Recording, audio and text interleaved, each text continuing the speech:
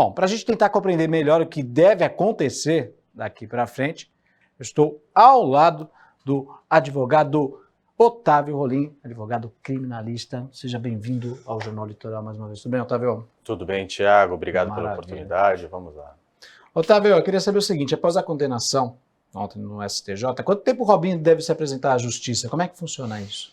Agora está em um trâmite mais burocrático de comunicação à Vara Federal aqui de Santos, para que daí então espeça o mandado de prisão em desfavor do ex-jogador. Quanto tempo isso? É 48 horas? Eu vi alguma coisa disso na imprensa. Na verdade, eles estão lidando, este caso como um todo está no STJ com extrema urgência. Então tudo isso vai ser realizado de uma forma muito célere, justamente porque existe agora uma pena homologada e que deve ser cumprida aqui no Brasil.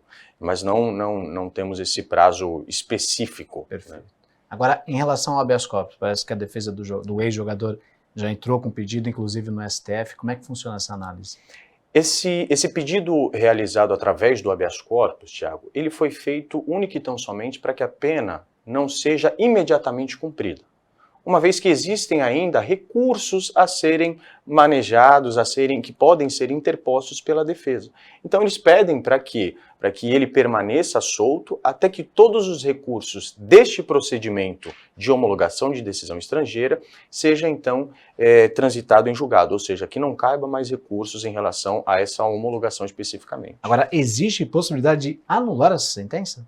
Veja, de anular essa decisão é extremamente difícil, mas existem esses recursos, o recurso extraordinário, por exemplo, ao STF, pode analisar eventuais questões que tenham no julgado ferido a Constituição Federal, ou seja, confrontando a Constituição Federal, e aí pode ser uma nova análise mais constitucional do caso.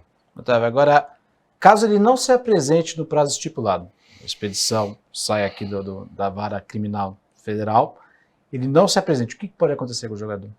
Ele vai ser considerado como foragido. Foragido. Né? Está em local incerto e não sabido, e aí esse mandado de prisão estará expedido aqui, agora com validade no Brasil, que anteriormente só tinha validade lá na Itália, agora terá a validade aqui no Brasil, ou seja, qualquer pessoa ou qualquer policial que em uma blitz, eventualmente uma viagem que ele faça, qualquer coisa, poderá ser imediatamente levado aqui à Vara de Santos, para que daí então faça a audiência de custódia que é necessária, tá?